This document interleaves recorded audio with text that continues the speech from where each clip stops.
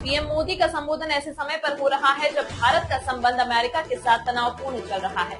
PM Modi ने GST reform को लेकर देशवासियों को बधाई दी। उन्होंने कहा कि कल यानी 22 सितंबर से जीएसटी बचत उत्सव शुरू होने जा रहा है। इस मौके पर हर देशवासियों का मुंह मीठा होगा। प्रधानमंत्री नरेंद्र मोदी ने रविवार को राष्ट्र के नाम एक महत्वपूर्ण संबोधन किया।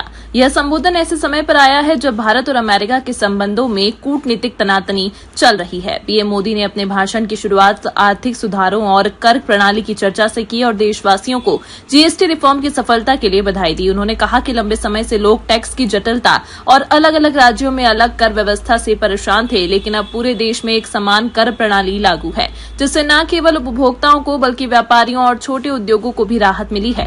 मोदी ने यह घोषणा की कि 22 सितंबर से जीएसटी बचत उत्सव की शुरुआत होने जा रही है। इसका अर्थ यह है कि कई रोजमर्रा के सामानों और सेवाओं पर जीएसटी की दरें घटाई जाएंगी, जिससे उपभोक्ताओं को सीधा फायदा होगा। उन्होंने कहा कि जब बाजार में चीजें सस्ती होंगी तो हर घर का बजट संभलेगा और लोगों की जेब पर बोझ कम होगा। प्रधानमंत्री ने यह भी जोड़ा कि यह उत्सव केवल एक आर्थिक निर्णय नहीं बल्कि भारत की आत्मनिर्भरता और स्वदेशी उत्पादों को प्रोत्साहन देने का एक अवसर भी है। उन्होंने देशवासियों से अपील की कि वे इस मौके पर स्थानीय और स्वदेशी सामान खरीदें ताकि देश की अर्थव्यवस्था को मजबूती मिले।